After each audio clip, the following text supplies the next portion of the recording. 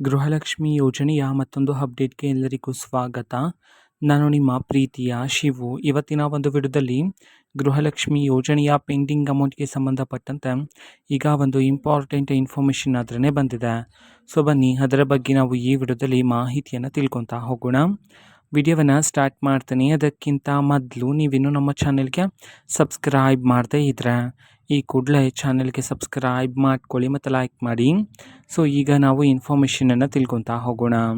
ನೋಡಿ, ಇವತ್ತು ಅಂತಂದರೆ ದಿನಾಂಕ 22/3/2026 ಇವತ್ತು ಗೃಹಲಕ್ಷ್ಮಿ ಯೋಜನೆಯ ಪೆಂಡಿಂಗ್ ಅಮೌಂಟನ್ನು ಬಿಡುಗಡೆ ಮಾಡಲಾಗ್ತಿದೆ ಅಂತ ಹೇಳಿ ಮಾಹಿತಿಯನ್ನು ತಿಳಿಸಿರ್ತಕ್ಕಂಥದ್ದು. ಇವತ್ತು ಯಾವ ಜಿಲ್ಲೆಗಳಲ್ಲಿನ ಮಹಿಳೆಯರ ಖಾತೆಗಾದ್ರೆ ಗೃಹಲಕ್ಷ್ಮಿ ಯೋಜನೆಯ ಪೆಂಡಿಂಗ್ ಅಮೌಂಟನ್ನು ಇವತ್ತು ಬಿಡುಗಡೆ ಮಾಡಲಾಗ್ತಿದೆ. ಅದೇ ರೀತಿ ಎಷ್ಟು ಕಂತಿನ ಹಣವನ್ನು ಇವತ್ತು ಒಟ್ಟಿಗೆ ಬಿಡುಗಡೆ ಮಾಡಲಾಗ್ತಿದೆ.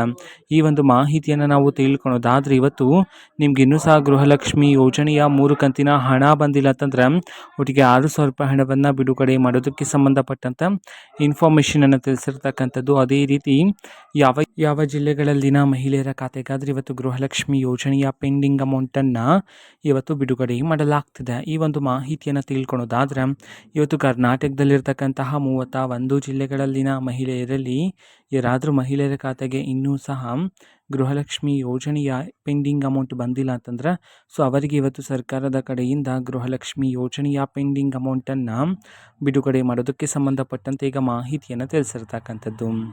ಓಕೆನಾ. ಸೊ ಇದು ಇವತ್ತಿನ ಒಂದು ವಿಡಿಯೋ. ಇದೇ ರೀತಿ ಇನ್ನು ಹಲವಾರು ಯೋಜನೆಗಳಿಗೆ ಸಂಬಂಧಪಟ್ಟಂತೆ ಮಾಹಿತಿ ಬಂದ ನಂತರ ಆದಷ್ಟು ಬೇಗ ನಾನು ನಿಮಗೆ ಇನ್ಫಾರ್ಮೇಷನ್ನ ತಿಳಿಸ್ತೀನಿ. ಅದಕ್ಕೋಸ್ಕರ ಚಾನೆಲ್ಗೆ ಸಬ್ಸ್ಕ್ರೈಬ್ ಮಾಡ್ಕೊಳ್ಳಿ.